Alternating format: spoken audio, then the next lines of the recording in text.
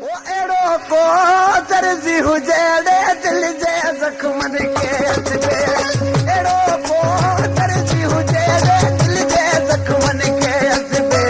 दिल जे ज़ख़्मन खे हसबे जेका वणेसि सिलाई वठे दिल जे ज़ख़्मन खे हसबे जेका वणेसि सिलाई वठे अहिड़ो को दर्जी हुजे दिल जे ज़ख़्मन खे हसबे अहिड़ो को दर्जी हुजे दिल जे ज़ख़्मन खे हसबे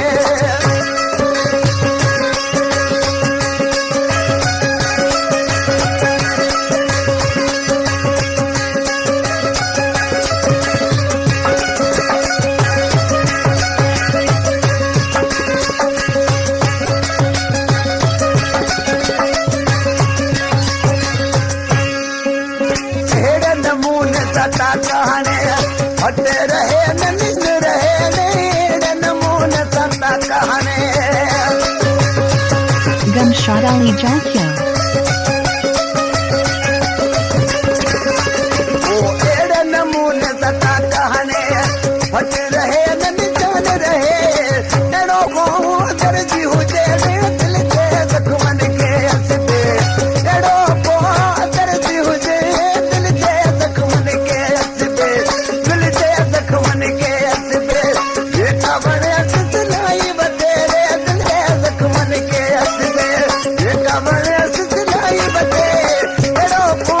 दर्जी हुजे दिल जे ज़ख़्मन खे हसबे अहिड़ो को दर्जी हुजे दिल जे ज़ख़्मन खे हसबे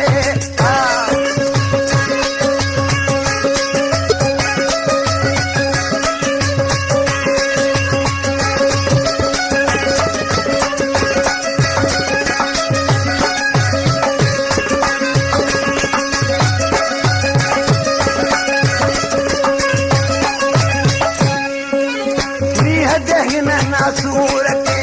गुरब जेके थी असान कजे वो मींह जे हिन नासूर खे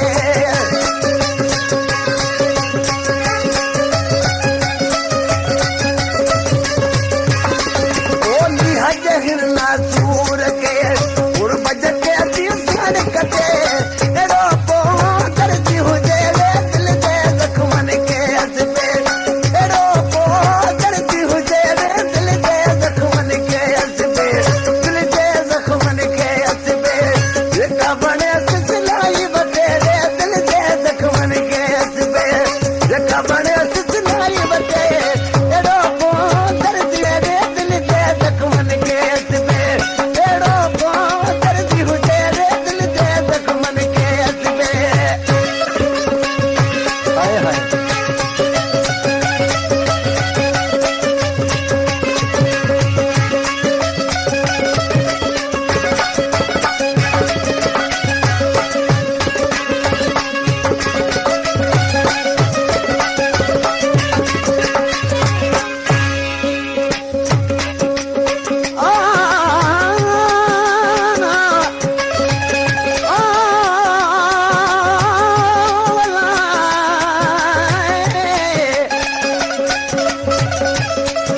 हर खेरो खिलमी अंदर आशूरा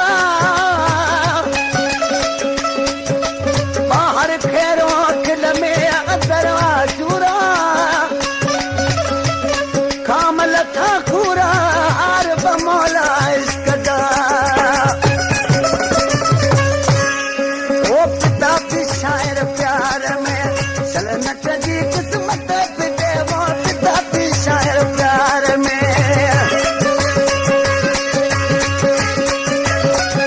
Gumshad Ali Jalkia. पिता भी शायर प्यार में सलनत जी किस्मत पिटे अहिड़ो को दर्द